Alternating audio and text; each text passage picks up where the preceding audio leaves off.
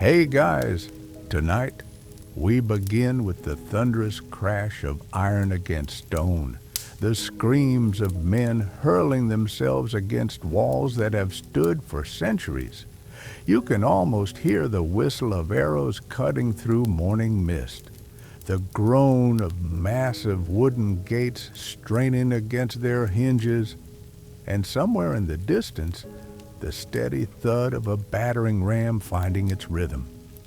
So before you get comfortable, take a moment to like the video and subscribe, but only if you genuinely enjoy what I do here. And let me know in the comments where you're tuning in from and what time it is for you. It's always fascinating to see who's joining us from around the world. Now dim the lights. Maybe turn on a fan for that soft background hum, and let's ease into tonight's journey together. You stand at the edge of a muddy field, dawn breaking pale and cold over the horizon. Before you rises a medieval fortress, its walls stretching impossibly high, its towers piercing the sky like stone fingers. This is no romantic fairy tale castle. This is a killing machine built from limestone and mortar, designed by men who understood that survival meant making your enemies bleed before they ever reached your door. Medieval castles were not just homes for nobles or symbols of power, they were the ultimate expression of defensive warfare, engineered with a brutality that would make modern military architects weep with envy. Every stone was placed with purpose, every angle calculated to funnel attackers into predetermined kill zones, every entrance designed as a trap waiting to spring. You approach the outer walls and immediately you notice something unsettling. The ground beneath your feet slopes gently upward toward the fortress, but it's not natural terrain. This is deliberate. The castle builders stripped away every tree, every boulder, every fold in the earth that might offer cover to approaching enemies. For hundreds of yards in every direction, the land lies naked and exposed. No attacker could creep close without being seen. No siege engine could roll forward without crossing this killing field under the watchful eyes of defenders perched high above. But the cleared ground serves another purpose. As you walk closer, your boots sink slightly into earth that feels softer than it should. Medieval defenders often dug hidden pits across these approaches, covering them with branches and dirt. An advancing army might find their horses stumbling into holes designed to snap legs like kindling. Infantry charging forward could vanish suddenly, disappearing into carefully concealed trenches lined with sharpened stakes. The very ground became a weapon. The outer walls loom before you now, rising 40, 50, sometimes 60 feet into the air. But these are not simple barriers. Look closely at the stonework. The base is impossibly thick, sometimes 20 feet of solid masonry that could absorb the impact of the heaviest siege engines.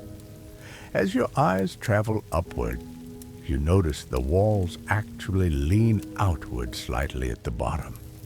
This isn't poor construction, it's genius.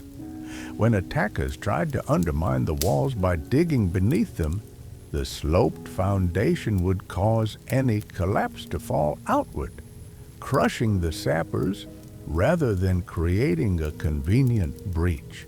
The stones themselves tell a story of calculated intimidation. The lower courses are massive blocks, each one weighing several tons, fitted together so precisely that you could barely slide a knife blade between them. No mortar was spared. The medieval masons who built these fortifications understood that their lives depended on their work. Every joint was sealed with lime mortar, mixed with animal blood and hair, creating bond that would outlive circleist empires. The walls, searching for weakness, and discover that medieval architects anticipated your every move. The walls don't run straight. They curve and angle, creating overlapping fields of fire that ensure no attacker can find dead ground. Every section of wall can be covered by arrows or crossbow bolts from at least 2 different directions. Try to scale one section, and defenders from the adjacent towers will fill you with steel. Attempt to shelter against the base, and murder holes directly above will rain down death. The towers themselves are marvels of military engineering. They project outward from the main walls, their rounded or angular faces deflecting siege engine stones that would shatter flat surfaces.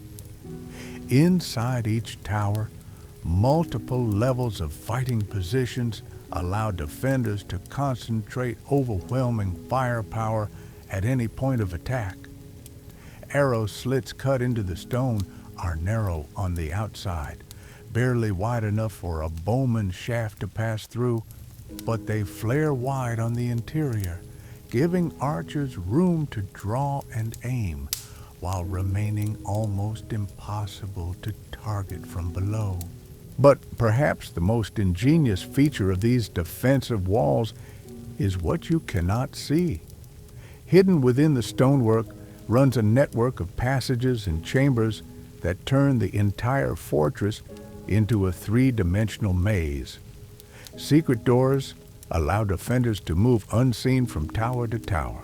Hidden staircases provide routes to fighting positions that enemies could never predict. Some walls contain entire rooms, concealed from outside view, where reserves could wait in ambush or supplies could be stored beyond the reach of siege engines. As you study the fortifications, you begin to understand the psychological warfare built into every feature. These walls were designed not just to stop attacks, but to crush the spirit of anyone foolish enough to attempt them. The sheer height communicated hopelessness. The perfect stonework suggested inexhaustible resources.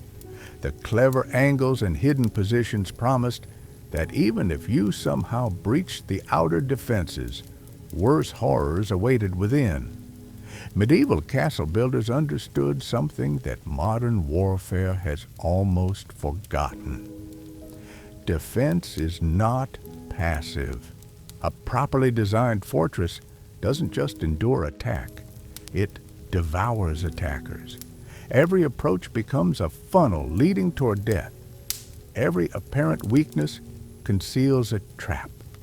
Every visible strength hints at hidden reserves that make assault seem impossible. And here genius reaches its peak. What main gate draws your attention next? Orchestrated killing ground.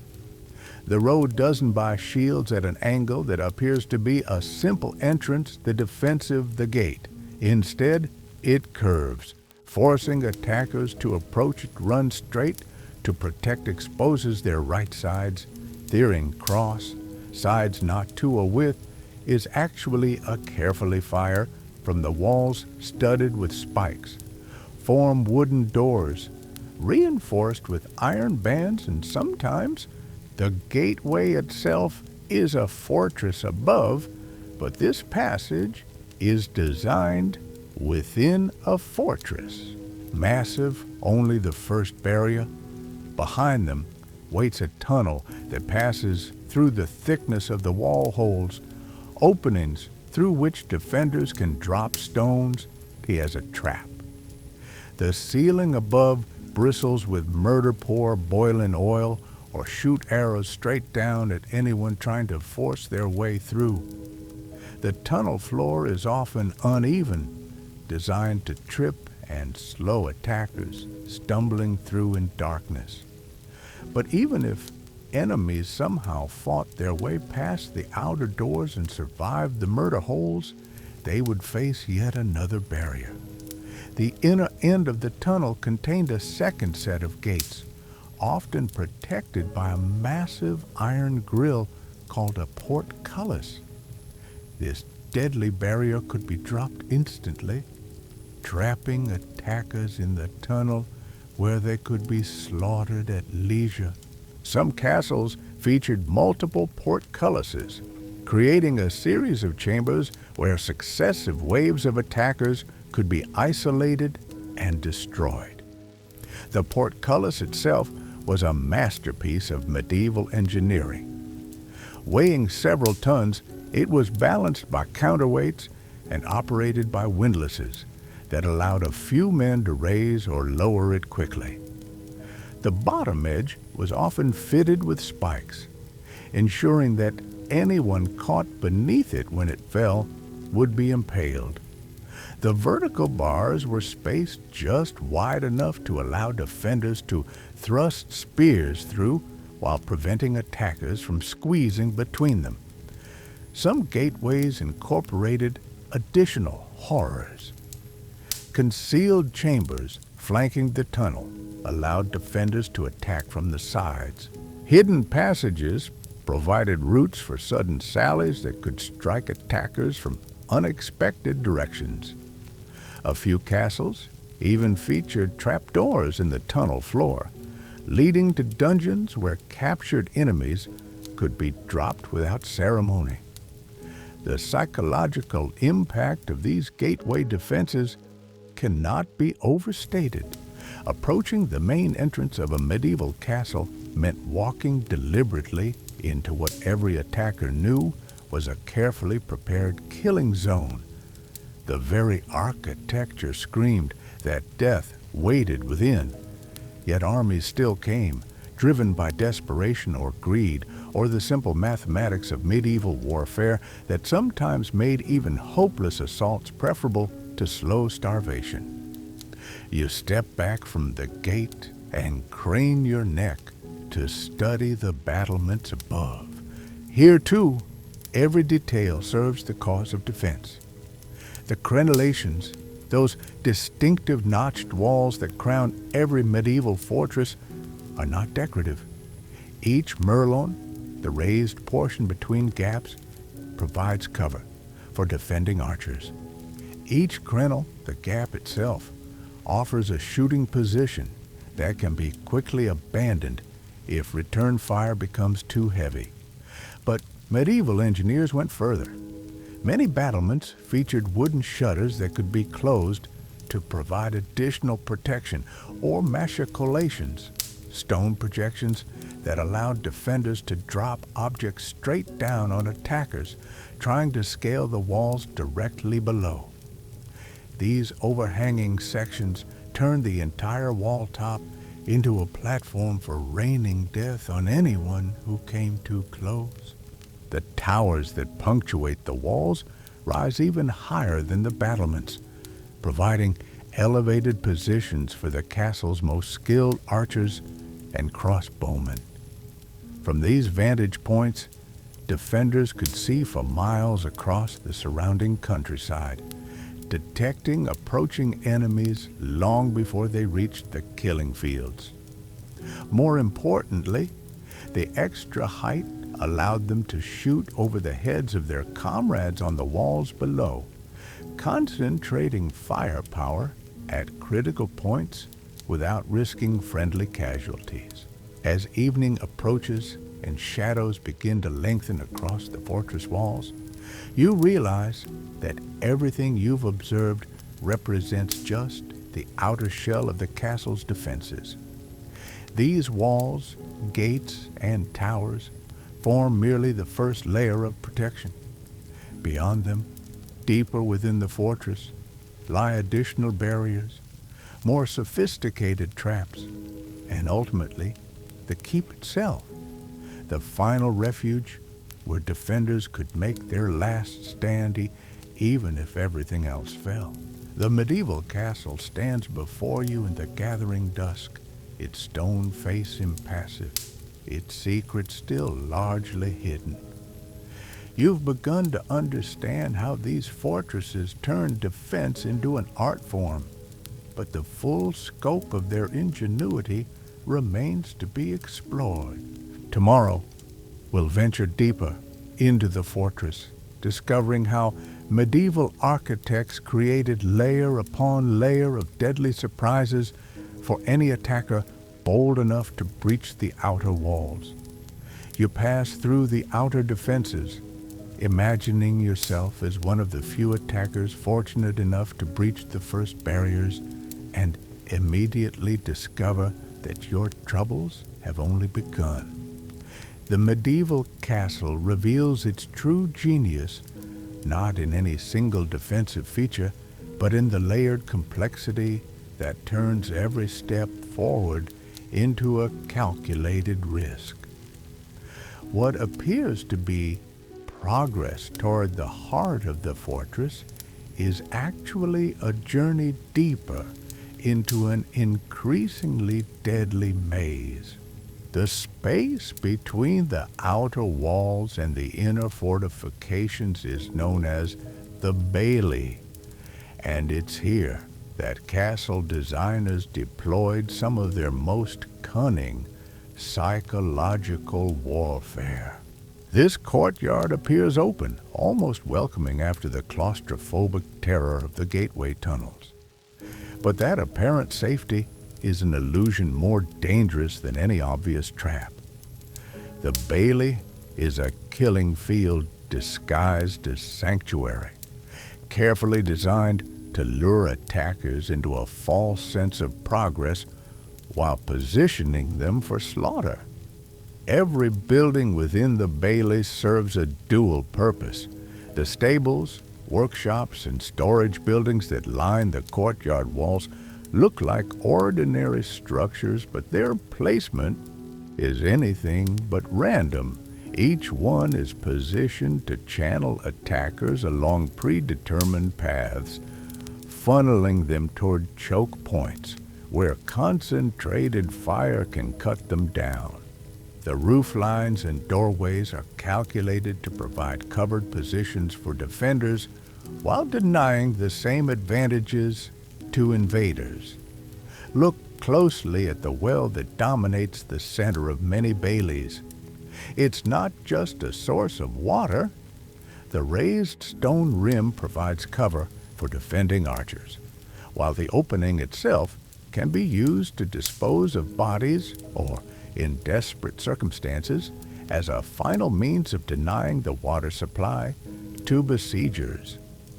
Some wells were even connected to hidden chambers where defenders could make sudden appearances, striking at attackers who thought they'd found safe ground. The buildings themselves contain hidden passages and concealed fighting positions. What looks like a simple grain storage building might contain arrow slits disguised as ventilation holes.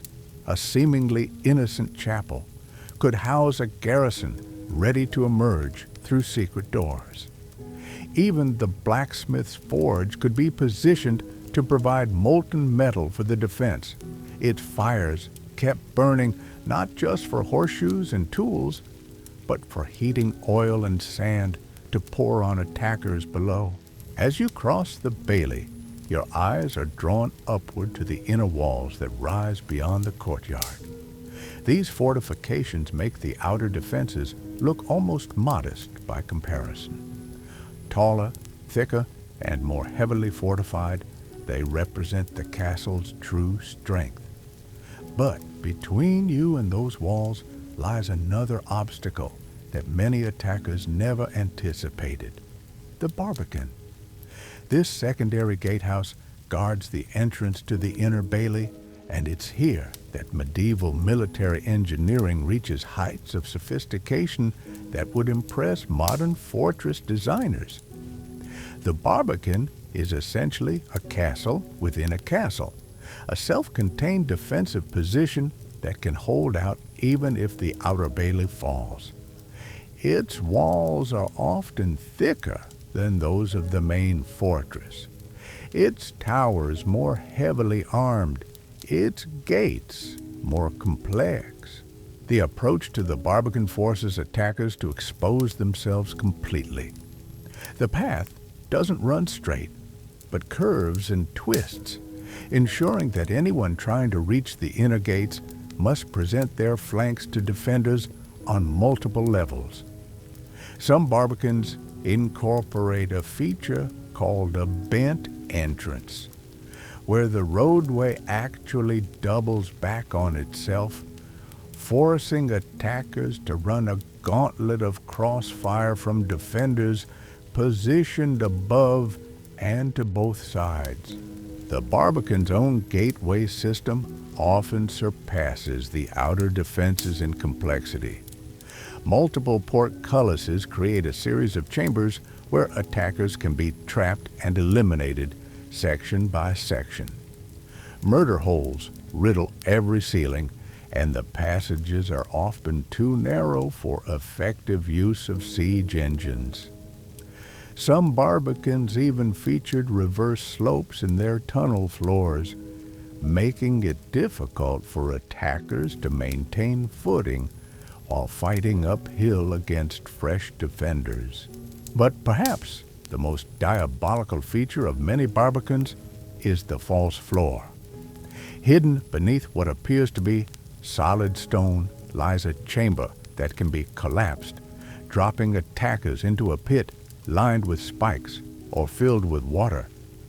The mechanism for triggering this trap is operated from above, allowing defenders to choose the perfect moment to eliminate an entire group of enemies at once. Beyond the Barbican, the inner bailey presents new challenges that make the outer courtyard seem simple by comparison. This space is often smaller and more confined, the movement of attacking forces. The buildings designed to concentrate defensive fire while limiting here are taller and more heavily fortified, with many serving as mini fortresses in their own right. The Great Hall, which in peacetime serves as the social center of castle life, becomes a strong point during siege. Its thick walls can withstand direct hits from siege engines, while its elevated windows provide excellent firing positions for archers and crossbowmen. The kitchens, with their massive hearths and chimney systems, can be used to heat oil and sand for defensive purposes, while their storage areas hold the supplies needed to outlast a prolonged siege. Even the castle chapel serves military purposes. Its elevated position provides observation posts for spotting enemy movements, while its thick walls and narrow windows make it nearly impregnable. Some chapels were built with hidden chambers where the castle's most valuable treasures could be concealed, ensuring that even if the fortress fell, the defenders' wealth might survive. The residential quarters within the inner bailey are designed with defense in mind. Narrow staircases spiral upward in directions that favor defenders fighting downward. Doorways are deliberately low, forcing attackers to duck as they enter, making them vulnerable to strikes from above. Windows are small and heavily barred, preventing entry while allowing defenders to shoot outward. But all of these inner defenses are merely preparation for the ultimate fortress within the fortress, the keep. This massive tower dominates the castle's skyline and represents the final refuge for defenders who have been driven from every other position. The keep is built to withstand everything that medieval warfare can throw at it, from fire arrows to massive stone projectiles hurled by the largest siege engines. The base of the keep often sits atop an artificial mound called a motte, elevating it even further above the surrounding defenses. This elevation serves multiple purposes. It provides commanding views of the entire area, makes direct assault nearly impossible, and ensures that even if the rest of the castle falls, the keep's defenders can continue to rain missiles down on occupying forces. The entrance to the keep is typically located well above ground level, accessible only by a wooden staircase that can be destroyed in moments, leaving attackers with no way to reach the door except by scaling the smooth stone walls. Some keeps feature entrances on the second or even third floor, forcing attackers to construct elaborate siege equipment just to reach the threshold. The walls of the keep are often the thickest in the entire castle, sometimes measuring 15 or 20 feet through at the base. These massive walls can absorb tremendous punishment, while providing stable platforms for the heaviest defensive weapons. The few windows are small and placed high, designed more for observation than for light or air. Inside, the keep is arranged as a vertical fortress, with each floor serving specific defensive functions. The ground floor typically contains storage and might be partially filled with rubble to absorb the impact of siege engines. Living quarters occupy the middle floors, while the uppermost level serves as the primary fighting platform, bristling with arrow slits and equipped with mechanisms for operating defensive devices. The roof of the keep often features additional battlements, and sometimes a secondary tower called a turret, providing even higher firing positions for the castle's best marksmen. From these elevated positions, defenders can observe and direct the entire battle, communicating with other parts of the fortress through signals and coordinating the defense with precision that often surprised attackers accustomed to fighting less sophisticated opponents. As darkness settles over the fortress and torches begin to flicker in the arrow slits above, you begin to comprehend the full scope of medieval defensive genius. Every stone, every passage, every sightline has been calculated to maximize the defender's advantages while multiplying the attacker's disadvantages. The castle is not just a fortress, but a machine for war, designed by men who understood that survival meant making every enemy pay dearly for every foot of ground gained. Yet, even this elaborate system of layered defenses represents only part of the story. The static fortifications, impressive as they are, depend entirely on the men who garrison them and the tactics they employ to turn stone and mortar into instruments of victory. The flickering torchlight reveals another layer of medieval ingenuity that transforms these stone fortresses from mere barriers into active participants in their own defense. You notice the walls themselves seem to breathe in the dancing shadows, and that's not entirely your imagination. Medieval architects understood that truly effective fortifications must be able to adapt, to respond, to strike back at attackers who dare to come too close. Hidden throughout the castle's stonework runs a network of defensive mechanisms that would make modern engineers marvel at their simplicity and effectiveness.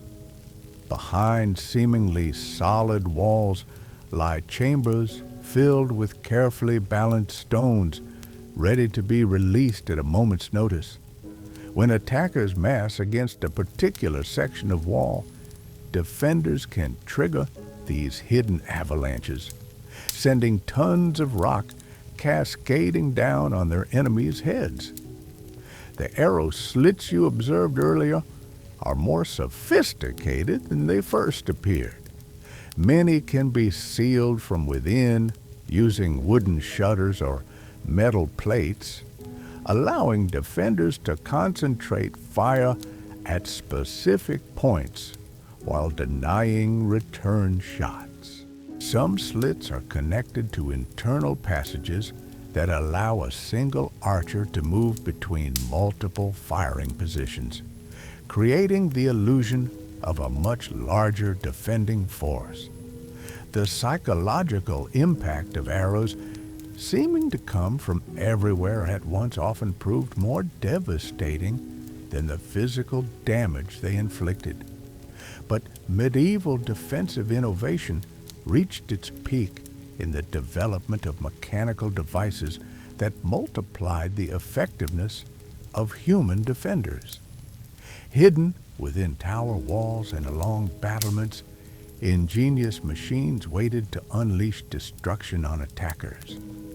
The mangonels and ballistae mounted on tower tops could hurl stones and massive bolts with deadly accuracy, but they were merely the most visible weapons in the castle's arsenal.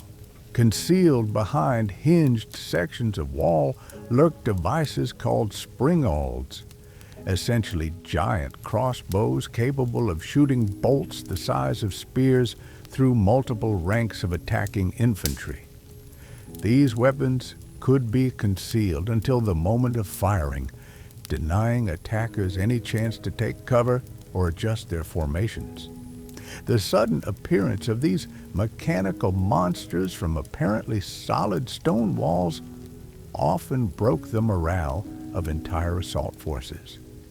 The defenders' creativity extended to more intimate forms of warfare as well. Cauldrons of oil, heated to bubbling temperatures in the castle's kitchens, could be carried to murder holes and poured with precision on attackers below. But oil was expensive and not always available, so castle garrisons developed alternatives that were equally effective and far more economical. Boiling water served nearly as well, while heated sand proved even more diabolical, clinging to armor and skin, working its way into joints and gaps where it continued burning long after the initial assault. Some castles featured devices called trebuchets mounted on their walls, smaller versions of the massive siege engines used by attackers. These defensive catapults could hurl not just stones, but more creative projectiles designed to spread terror among besieging forces. Clay pots filled with Greek fire could set enemy siege engines ablaze, while containers of quicklime created choking clouds that could blind and suffocate entire sections of an attacking army. The most sophisticated castles incorporated what modern military historians call active defense systems. These were mechanisms that could be triggered to alter the castle's configuration during battle, creating new obstacles or eliminating cover that attackers had been using. Bridges could be collapsed, cutting off retreat routes. Dams could be opened, flooding areas where siege engines had been positioned. Even sections of wall could be deliberately brought down to create impassable rubble fields in crucial choke points. Within the keep itself, the ultimate refinements of defensive architecture await discovery. The spiral staircases that wind upward through the tower are not merely functional, but strategic masterpieces. They spiral clockwise as you ascend, a design that favors right-handed defenders fighting downward while hampering right-handed attackers climbing upward. A defender's sword arm has room to swing freely, while an attacker's is constrained by the central pillar of the staircase. The steps themselves are uneven, deliberately constructed with varying heights and depths that defenders know by heart, but that cause attackers to stumble in the darkness. Some keeps feature false steps designed to collapse under weight, sending attackers tumbling backward down the stone spiral. The handholds cut into the walls are positioned to assist defenders while hindering invaders, creating subtle advantages that can prove decisive in close combat. Each floor of the keep contains its own defensive surprises. Doorways are constructed with heavy wooden beams that can be quickly barred from within, creating temporary strong points, even if the level below has fallen. Windows are equipped with shutters reinforced with iron, capable of withstanding direct assault while providing firing ports for defenders.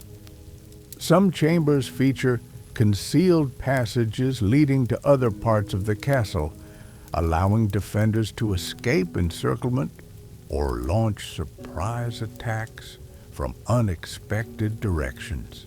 The uppermost levels of the keep often contain the castle's most sophisticated defensive installations.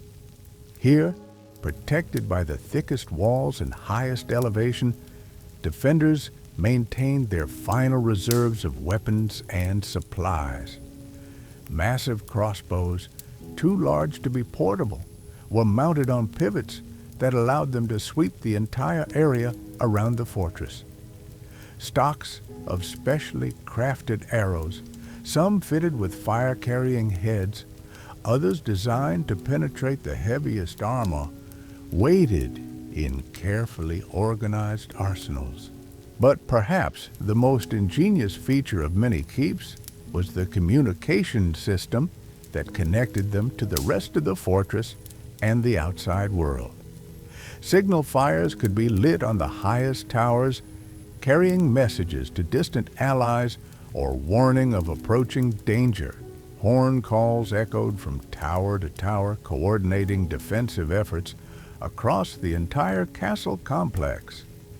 Some keeps even featured acoustic devices, carefully designed chambers that could amplify voices, allowing commanders to issue orders that could be heard throughout the fortress, even in the din of battle.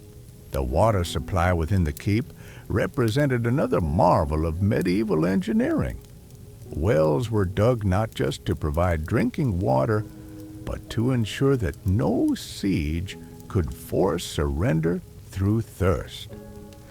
These wells often descended hundreds of feet into the earth, reaching sources that could not be contaminated or cut off by besieging forces. Some keeps featured elaborate cistern systems that collected rainwater from specially designed roof channels, providing backup supplies that could last for months. The storage chambers within the keep were designed with siege warfare in mind.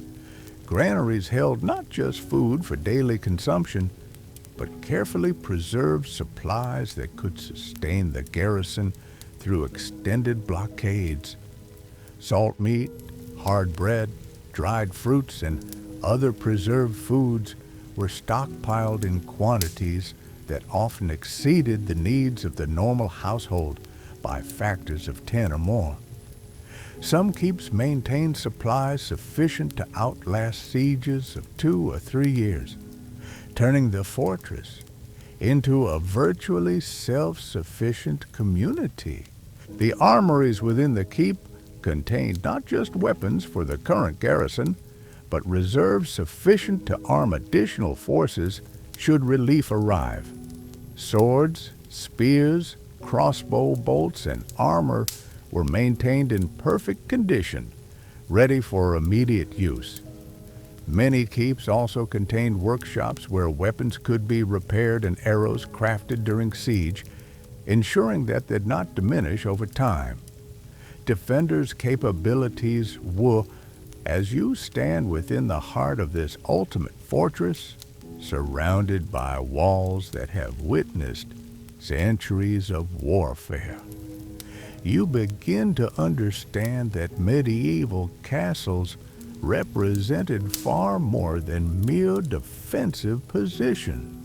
They were complete military systems designed by architects who understood that successful defense required not just strength, but intelligence, adaptability, and an intimate knowledge of human psychology. Every stone told a story of calculated intimidation.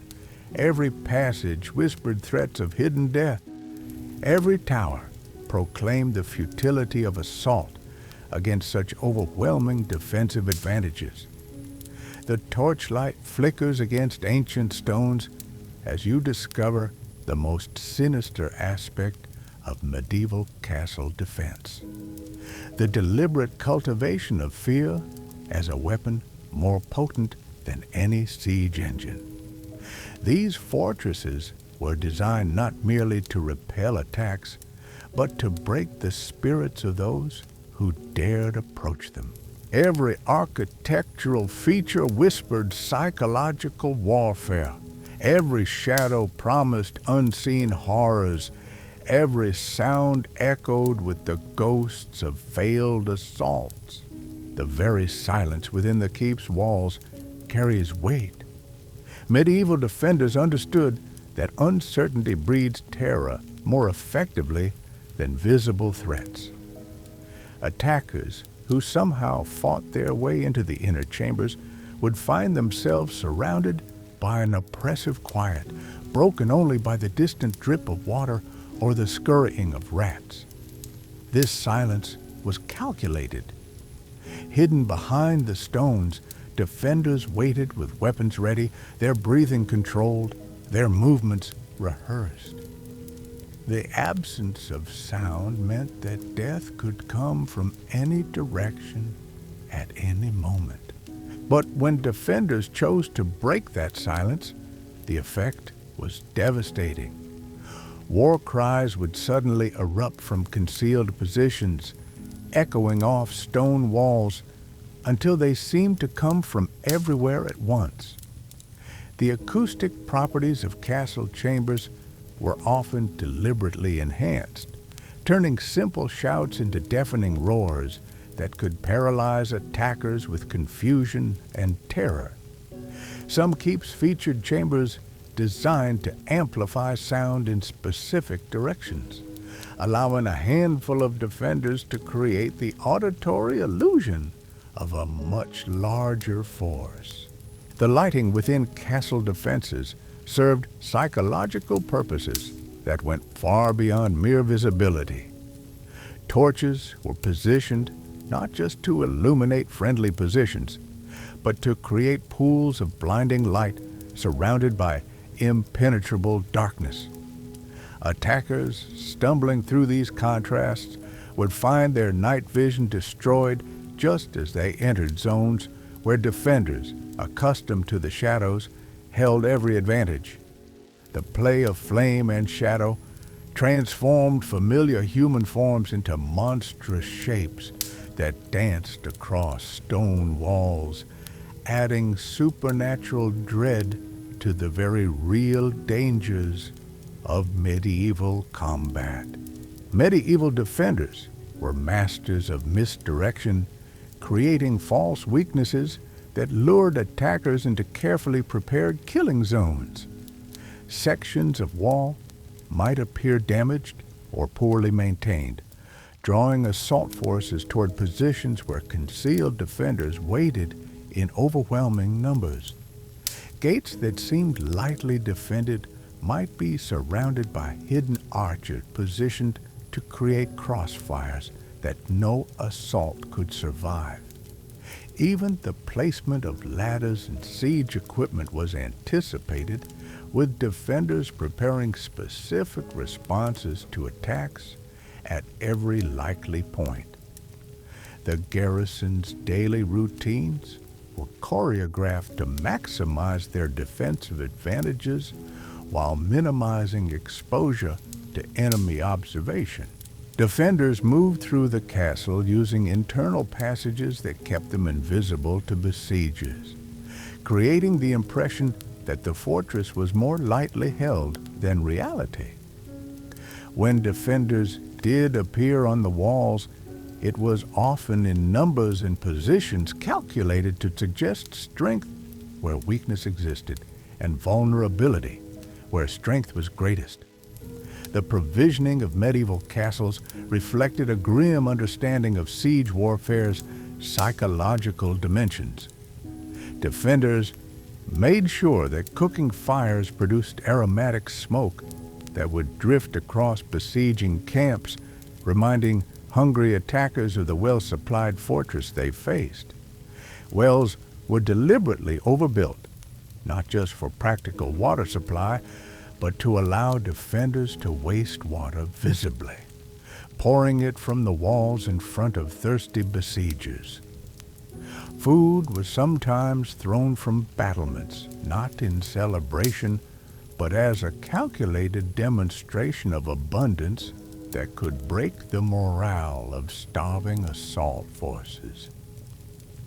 The treatment of prisoners and casualties became another weapon in the defenders' psychological arsenal. Bodies of failed attackers were sometimes displayed on the walls, serving as grim warnings to future assault forces. Captured enemies might be held in dungeons carved from living rock beneath the keep, their cries echoing through the fortress to remind everyone of the price of failure. Some castles featured oubliettes, bottle-shaped dungeons where prisoners never climb out. Their presence could be lowered but known to attackers through the sounds that drifted up from below. The very architecture of castle interiors was designed to disorient and demoralize intruders. Corridors twisted unexpectedly, leading attackers into dead ends or circular paths that brought them back to their starting points. Ceilings varied in height without warning, forcing men to duck suddenly or causing tall warriors to strike their heads on low-hanging stones. Floors were deliberately uneven, with hidden steps and unexpected drops that could send armored men sprawling in the darkness. Defenders exploited every sensory advantage their fortress provided. The smell of death was allowed to linger in certain areas, creating zones of psychological contamination that attackers had to force themselves to enter. Strange sounds were cultivated, from the rattling of chains in empty chambers to the whistle of wind through carefully designed openings that created unearthly moans. Even touch became a weapon, with surfaces deliberately made slippery or rough in ways that would hamper enemy movement while remaining familiar to the defending garrison. The timing of defensive responses was choreographed to maximize psychological impact. Attacks were allowed to proceed just far enough to give attackers hope before devastating counterstrikes crushed their advances. Relief forces were kept hidden until the moment their appearance would create maximum despair among besieging troops. Surrenders were offered and withdrawn. Negotiations were begun and broken off, all calculated to wear down enemy morale through frustration and false hope. Medieval castle defenders understood that the effectively as any siege engine human mind could be manipulated, as could be countered. They studied the psychology of assault forces, learning to recognize the signs of wavering morale and the moments when psychological pressure could shatter military discipline.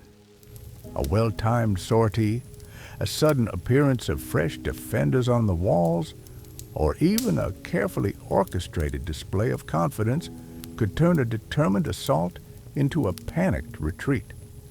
The legacy of these psychological warfare techniques extended far beyond individual sieges. Stories of impregnable fortresses spread through military communities, creating reputations that could deter attacks before they began. Castles became symbols not just of military strength, but of supernatural protection, their very names inspiring fear in potential enemies. The mere sight of certain fortresses on the horizon was enough to convince attacking armies to seek easier targets elsewhere. As you stand in the heart of this ancient killing machine, surrounded by stones that have absorbed centuries of violence and terror, you begin to understand that medieval castle defense represented the perfection of psychological warfare. These fortresses didn't just protect their inhabitants through physical barriers and mechanical devices. They projected an aura of invincibility that made assault seem not just dangerous, but hopeless. The greatest victory of castle defense was not the battle won, but the battle never fought. The enemy army that turned away rather than test walls that promised only death and defeat. Yet even these masterpieces of defensive architecture face their ultimate test when determined attackers refuse to be deterred by reputation or intimidated by psychological warfare. The final confrontation between medieval siegecraft and castle defense would reveal whether stone and steel could truly triumph over human determination and military innovation.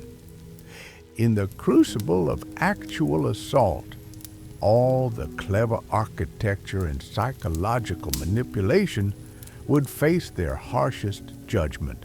The torches burn lower now, their flames casting longer shadows across the ancient stones.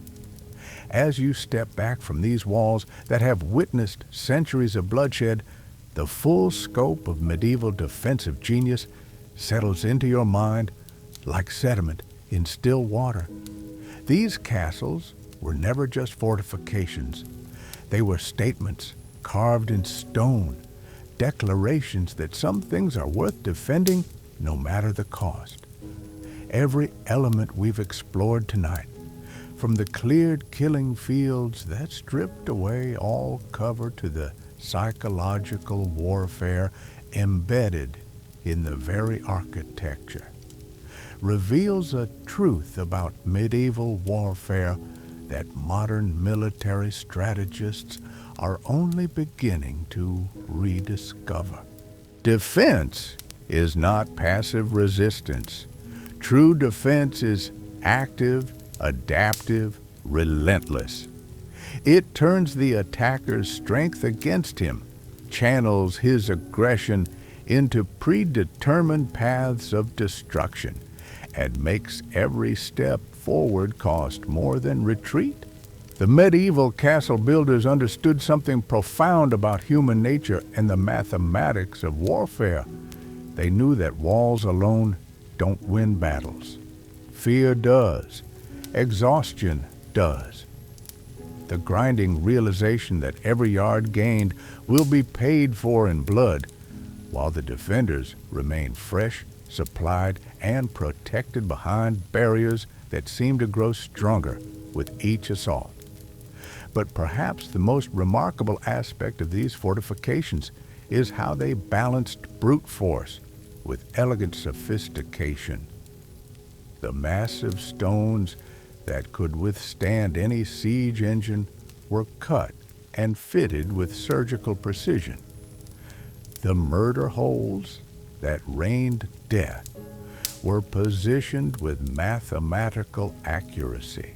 The psychological warfare was conducted with an understanding of human behavior that would impress modern interrogators. These were not crude barriers built by barbarians, but masterpieces of engineering created by civilizations that understood war as both art and science. Standing here in the fading light, you can almost hear the echoes of those ancient conflicts. The clash of steel on stone, the screams of men caught in perfectly designed traps, the triumphant horns blown from walls that never fell.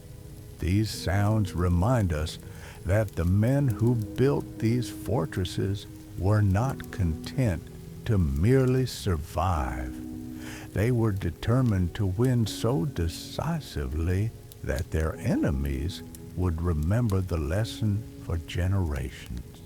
Tonight, we've walked through the greatest defensive achievements in human history. We've seen how medieval architects turned stone and mortar into weapons more devastating than any army. We've discovered that the true strength of these castles lay not in their walls, but in the minds that designed every lethal detail. The next time you see a medieval castle, whether in person or in photographs, remember what lies beneath that romantic exterior. Remember the calculated brutality, the psychological warfare, the layers upon layers of death, waiting for anyone foolish enough to test these ancient killing machines. These stones have stories to tell, and every one of them ends the same way. The castle stands, the attackers fall, and somewhere in the darkness, the architects of medieval warfare smile their cold, eternal smile.